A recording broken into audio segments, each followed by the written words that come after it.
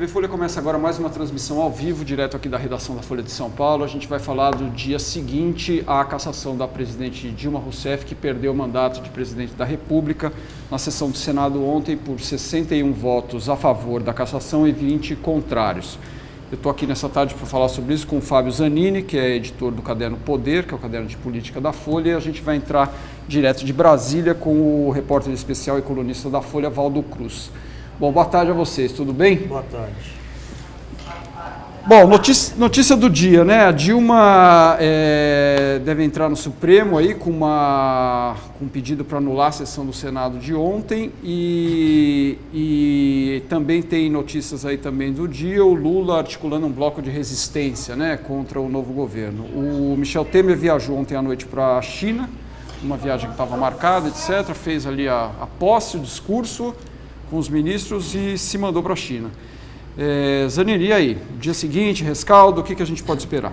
Teve esse movimento já previsto da defesa da Dilma, de ir ao Supremo, mas isso é o que se chama de jus perniandi, né? É o direito de espernear. Eles vão tentar, porque tem que tentar, porque é parte do que se chama de narrativa, né? Do PT para sair como vítima, mas é muito improvável você imaginar que o Supremo anule uma sessão presidida pelo presidente do Supremo, que é o Ricardo Lewandowski. Eu acho que agora os olhos se voltam realmente ao governo Temer, né? Agora o Temer tira essa casaca da interinidade que ele tinha, que limitava um pouco os movimentos dele, mas também era uma espécie de cobertura política, né? Ele dizia, quer dizer, quando ele começava a sofrer muitas cobranças de que as medidas econômicas estão devagar, de que as reformas estão devagar, ele dizia, olha, eu sou interino, né? Eu não posso fazer muita coisa ainda, minha posição jurídica é frágil e tal. Agora ele não é mais interino, ele é o definitivo.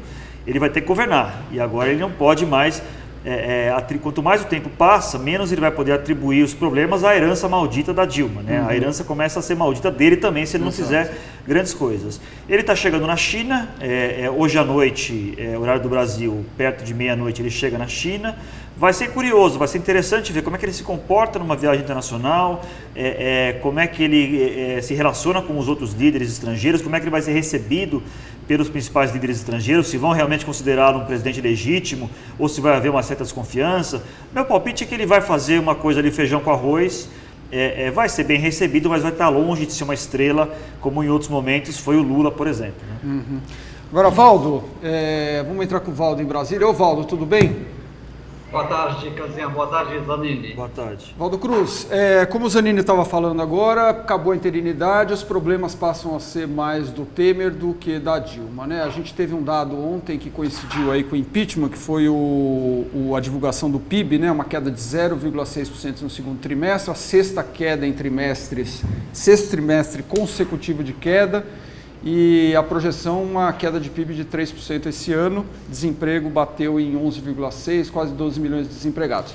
O Temer tem aí os dois projetos principais, né? A PEC do gasto, para limitar a inflação, o gasto no ano seguinte, e a Previdência. Qual é a sua expectativa e as dificuldades, principalmente políticas, que agora ela precisa passar isso no Congresso, né? Casinha, é o seguinte, eu já estava conversando com gente do Palácio Planalto hoje, passei amanhã basicamente no Palácio Planalto hoje. Qual o discurso dentro do Palácio Planalto? Agora o presidente Temer tem que sair da fase em que ele era só conciliador de interesses para partir para a fase de contrariar interesses.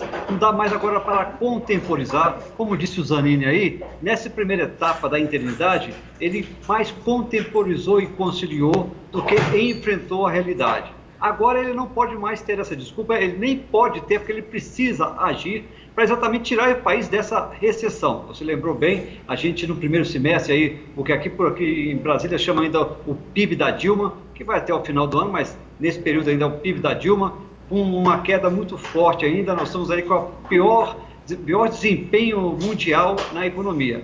Então, o que me disse hoje de manhã o ministro Eliseu Padilha da Casa Civil? Nós precisamos sim tentar aprovar ainda neste ano o teto de gastos. É fácil? Não é fácil. Ele admite que tem um grande problema, qual seja eleição municipal. A eleição municipal, todos nós sabemos, esvazia bastante o Congresso. E isso cria uma certa dificuldade para o governo aprovar. Mas ele disse que vão tentar realmente, o governo vai tentar aprovar isso ainda neste ano, para que você possa tirar isso do cenário de incerteza. Se o governo conseguir realmente aprovar neste ano, que não é fácil, o governo, se não conseguir neste ano, pelo menos no início do ano que vem, isso tem que estar aprovado, aí o governo lança para o mercado a expectativa de que, sim, o governo vai conseguir ali começar a reequilibrar suas contas públicas. A gente sabe que a gente está saindo desse ano aí, uma previsão de um déficit de 170 bilhões, é uma conta explosiva. Ano que vem, mais um déficit, dessa vez de 139 bilhões. Imaginar que essa é uma herança realmente que o presidente Temer assumiu, muito complicada.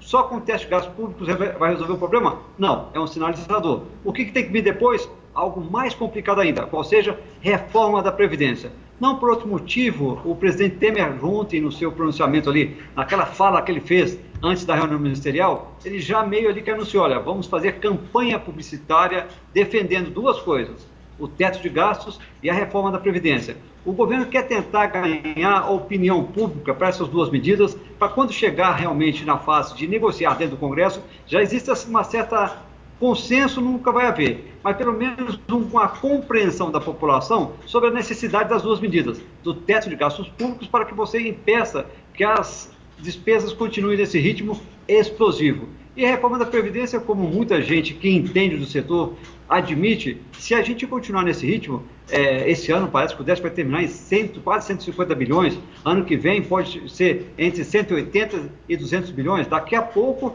toda aquela receita livre do governo vai ser usada só para pagar a Previdência e depois vai faltar dinheiro para pagar aposentado. Então o governo vai tentar ali conquistar uma parte da população, pelo menos mostrando para a população o tamanho do problema, para que quando chegar no Congresso, o Congresso realmente aprove as medidas, não do jeito que o governo mandou, mas pelo menos próximo, para que isso possa ter efeito ali no ano que vem, no cenário de expectativa do mercado, viu, Canziano? Você que entende bem de mercado, você acha que o mercado está comprando essa proposta do presidente Temer?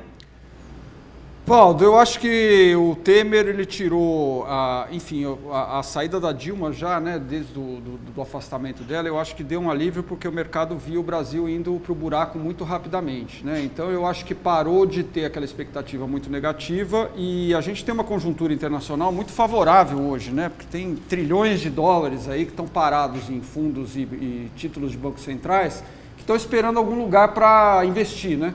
E entrar. Se o Brasil, né? Exato. Se o Brasil der alguma sinalização de que as contas vão ser minimamente controladas, eu acho que tem um fôlego aí que o mercado vai dar ao Temer, sim. Agora, o problema é ele aprovar isso, né? O nosso Congresso não é confiável. E a janela que ele tem é muito estreita, né? Quer dizer, vamos ver o que ele tem. Ele tem setembro, mais ou menos, porque as campanhas estão na rua. Outubro vai ser muito complicado, porque é entre os dois turnos, talvez uma semana ou outra ali. Aí tem novembro, com o complicador da cassação do Cunha, que deve ser em novembro, né? Quer dizer, a votação está marcada para setembro, mas pode muito ficar para novembro. E talvez no comecinho de dezembro. Acabou o ano, né? Você tem pouco mais de 2 meses e pouquinho, para aprovar uma medida extremamente complexa e de difícil aprovação, porque é uma emenda constitucional, que é a dos gastos. Acho muito improvável que consiga aprovar totalmente. Agora, precisa mostrar movimento, né? Algum tipo essa matéria tem que caminhar alguma coisa.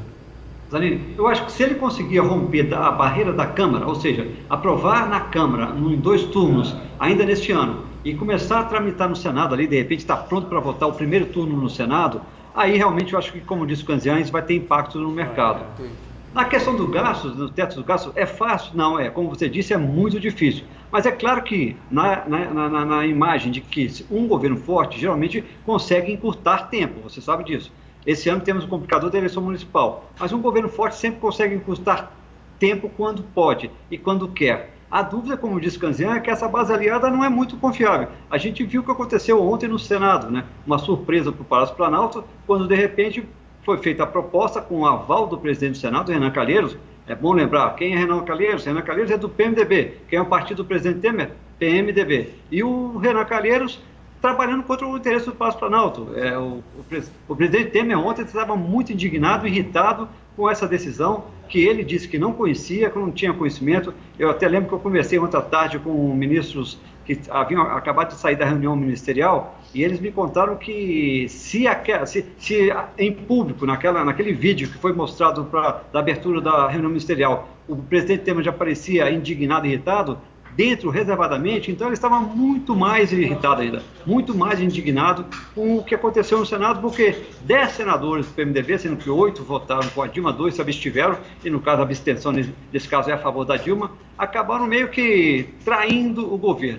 Hoje o discurso dentro do Palácio do Planalto é o seguinte: não, mas aquele assunto era um assunto relacionado ao Congresso, não tinha nenhum interesse do governo. Mentira, né? Porque a gente sabe que aquela medida interessava muito o presidente Temer, porque sem a aprovação dela, ele não teria se tornado o presidente efetivo que ele se transformou ontem, né? Hoje está na China, viajando, deve estar chegando lá em poucas horas, não sei se em poucas horas, porque aqui lá são 36 horas, né, Zanini? No final do dia, previsão entre 11 e meia-noite daqui. Vai chegar lá tarde, no final do dia. Uma coisa, viu, Valdo, que a gente também não pode esquecer é o seguinte, que o Zanini tem toda a razão, vai ser uma agenda, um calendário muito apertado, com eleição no meio, etc. E o fato é que, como você citou o déficit da Previdência, a gente tem 2 déficits gêmeos crescendo muito no Brasil, né? Que é o déficit fiscal, que você falou, 170 bilhões esse ano, e o Previdência quase um déficit gêmeo, 190. Pode chegar a 200 no ano que vem. Se ele não conseguir aprovar o teto, muito provavelmente vai ter aumento de imposto. O Congresso vai querer aprovar imposto? Provavelmente não, vai debater, etc. Mas o governo pode aprovar um aumento na CID, por exemplo, que não precisa do Congresso, e é um imposto direto no preço da gasolina. Mas é inflacionário. E é inflacionário. Então, quer dizer, ele está entre a cruz e a caldeirinha aí, né? Aí você tem que convencer o Banco Central. O Banco Central não quer aumento de CID. Exato, ele tá no Ninguém quer aumento de tributo, Canziano. Ninguém quer aumento de tributo nesse momento.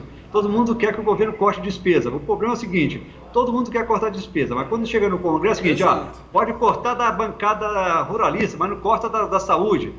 Pode cortar da educação, mas não corta a minha. Então, cada bancada fica tentando preservar o seu espaço ali dentro do orçamento, e o orçamento, até pouco tempo, tinha-se ideia, o governo Dilma criou-se uma imagem de que o orçamento era elástico, né? Você podia aumentar a dívida e ao infinito, que não tinha nenhum problema. É uma grande mentira, e um dos motivos que a presidente caiu é exatamente esse. Exato. Ela perdeu o controle sobre a economia porque ela imaginava que podia ficar pedalando para ficar encobrindo seus gastos. E isso é impossível. A gente hoje tem um cenário claro de que se a gente continuar nessa rota de crescimento da dívida pública, hoje esse ano deve bater em 70% do PIB. E aí assim, mas tem países lá fora que tem uma dívida muito maior que a gente em relação ao PIB. Sim, só que esses países têm, primeiro, credibilidade. Segundo, o pessoal sabe que eles vão pagar a dívida. E terceiro, os juros são baixos, né? Não adianta falar, mas a dívida americana é muito mais alta que a nossa. Sim, mas só que a taxa de juros é baixíssima. E mais do que isso, né, Valdo? Os Estados Unidos têm uma máquina de imprimir dólar que a gente não tem, né? Exatamente. E o custo de financiamento da dívida americana é muito menor. Exato. E como você disse, a moeda reserva de valor do mundo é o dólar. Então, na época da Dilma, eles ficavam comparando o Brasil com os Estados Unidos. Eu costumava falar com o ministro Guido Mantega, ex-ministro da Fazenda, que falou: essa comparação do senhor vai me desculpar, perdão da expressão, mas é um pouco ridícula. Não cabe uma comparação dessa, você comparar o Brasil. E eu usava esse argumento que você usou, Canziano. Olha, eles têm o dólar, nós não temos dólar, nós temos real. Não dá para comparar. Tá certo, Valdo. Obrigado, Valdo. Até uma próxima, então. Vai lá trabalhar que a gente continua aqui mais um pouco. Obrigado. Ok. Volta para o Ministério da Fazenda. Um abraço. Tchau, um abraço, Valdo. Zanini, a gente estava falando aí, né, o Valdo colocou também, você principalmente, a questão das dificuldades políticas, né? A gente viu já ontem um estremecimento ali com o PSDB, etc., né, pela questão dos direitos políticos da Dilma. Queria que você falasse um pouco mais sobre isso aí, qual vai ser a principal pedra no sapato aí dentro do Congresso? Eu acho que tende a ser o PSDB realmente, um pouco o DEM, que atua como um satélite do PSDB, mas o PSDB vai ser aquele aliado incômodo, né? Ele vai ser aquele aliado que o tempo todo fica dando recados e fica fazendo cobranças. É um pouco a função de grilo falante do governo. Por quê? Porque o PSDB tem projeto político próprio, né? O PSDB tem 3 candidatos, no mínimo, que são o Serra, o Alckmin e o Aécio para 2018. Então o PSDB, em algum momento, daqui até 2018, vai ter que se descolar do governo. Isso é inevitável. Se o governo estiver forte, o PSDB vai até o limite da irresponsabilidade, né? Ele vai até talvez o começo de 2018, por exemplo, até o momento em que vai ter que se divorciar. Se o governo estiver fraco, o PSDB sai antes. Mas o PSDB, mal comparando, talvez seja para o PMDB que o PMDB foi para o PT, com a diferença de que o PMDB não tinha um candidato presidencial como o PSDB tem. Então o PSDB, desde esse começo de governo, está marcando posição, está com esse discurso de austeridade muito forte. Ontem ficou extremamente irritado com essa surpresa articulada pelo Renan Calheiros e por outros PMDBistas para aliviar a pena de 8 anos de perda de função pública para Dilma Rousseff. E o que deve acontecer agora, que a gente pode supor e que já há sinais de que é o que vem por aí? O governo Temer sabe que precisa do PSDB, o PSDB tem muitos quadros importantes no governo, o PSDB tem uma bancada expressiva, tem governadores, então o Temer precisa do PSDB, não pode se dar ao luxo de perder o PSDB, e é provável que o Temer faça algum agrado ao PSDB, talvez recusando aqui uma outra pauta mais de expansão de gastos e talvez aumentando até o espaço do PSDB no governo, isso é possível. Espera-se em algum momento aí, talvez depois da viagem da China, que o Temer faça algum tipo de reforma ministerial, né, um rearranjo ali. E é de se supor que o PSDB vai ter algum tipo de ganho de espaço, algum tipo de influência maior e tal. Mas o Temer está certamente consciente de que o PSDB vai cumprir esse papel um pouco de grilo falante. Muito bem. E a gente vai tentar entrar agora com o colunista da Folha, Bernardo Melo Franco, não sei se ele já está no ar. Ô Bernardo. Estamos vendo, mas não ouvindo. Exato. Bernardo, não está ouvindo? Agora sim, estamos te ouvindo, Bernardo. Tudo bem? Vamos em frente. Tudo bem? Como é que estamos aí? Boa tarde. Bernardo, dá uma geral aí nas suas impressões de ontem, o que você está esperando aí para os próximos dias, né? Olha, um dia bastante carregado, né? Acho que pela primeira vez na nossa história nós chegamos a ter 3 presidentes no intervalo de 24 horas, não é pouca coisa, né? Primeiro com a destituição da presidente Dilma Rousseff, depois a posse do Michel Temer e em seguida o deputado Rodrigo Maia assumindo interinamente a presidência por conta da viagem do Temer à China. Respondendo a sua pergunta, eu acho que os próximos dias vão ser uns dias ainda de acomodação desse novo terreno político, mas com pouca novidade. Isso porque o novo presidente, agora presidente de fato, viajou para a China, está do outro lado do mundo. Então, até que termine essa reunião do G20, acho que o noticiário tende a ficar em torno das interpretações do que a gente viu ontem, né, desse dia histórico, com a votação do impeachment em primeiro lugar, e em segundo, e mais surpreendente, esse fatiamento da votação para permitir que a presidente Dilma Rousseff, ex-presidente agora, mantenha os seus direitos políticos e a aptidão para exercer cargos públicos, né? É uma questão que voltou a se desdobrar hoje. Agora a gente tem notícia de que a defesa da ex-presidente Dilma entrou no Supremo tentando impugnar a votação de ontem, mas ao mesmo tempo a nova base do governo articula recursos para tentar invalidar a segunda votação, essa votação que manteve os direitos dela. O PSDB e o DEM, como estava contando o Zanini, reagiram mais estridentes ontem, depois deixaram a coisa um pouco acomodar, estão com receio de que ao entrar no Supremo possam acabar provocando a nulidade de toda a votação, portanto também no impeachment, mas eu acho que alguns senadores aí devem agir como lobos solitários nessa parada, né? O senador Álvaro Dias, que foi muito tempo do PSDB, um conhecido opositor dos governos petistas, agora afiliado ao Partido Verde, anunciou que vai entrar no Supremo, não sei nem se já protocolou. Então, certamente isso vai dar pano para manga aí nos próximos dias. Acho que essa vai ser a agenda até a volta do Temer, que está prevista para quarta-feira que vem. Pois é, uma última, acho que cortamos o... Bernardo, a gente não está te ouvindo. Bom, vamos lá. Uma última coisa que eu queria comentar com vocês aqui, como a gente sabe, o Temer viajou, está chegando hoje na China, vai ficar mais uns dias fora do Brasil, enquanto as coisas estão pegando um pouco fogo, né? Ontem à noite, aqui em São Paulo, a gente teve uma série de manifestações, a polícia bateu pesado em manifestantes, não só os black blocs, mas teve outras cenas aí de agressões a manifestantes. E o Temer sai um pouco de cena neste exato momento, até para, eu acho que, esfriar essa fervura, né? Como é que vocês veem aí essa continuidade disso, até quando dura, né? Depende, eu acho que depende muito, por exemplo, do nível de reação da polícia e do governo de maneira geral a esses protestos. Eu acho que era previsível que houvesse protestos, eles estão se sucedendo, ontem foi o segundo dia, deve haver um terceiro dia hoje. Eu acho que já começou a ser feita uma comparação com junho de 2013, né? É muito prematuro ainda, porque junho de 2013 foi uma coisa sem precedentes. Agora, se a gente lembrar como é que junho de 2013 virou junho de 2013, no começo eram manifestações médias, como as que estamos vendo agora, 2.000 pessoas, 3.000 pessoas, 5.000 pessoas, até o momento em que a Polícia Militar fez uma repressão mais dura a esse movimento na Avenida Paulista. E aí aquela reação, o choque com aquelas cenas de repressão turbinou, alimentou o movimento e a coisa virou uma espiral e deu no que deu. Eu acho que, eu não sei se a Polícia Militar e o governo de São Paulo aprenderam a lição daquele momento, né? Se haverá uma reação desmedida. Ontem houve uma reação dura.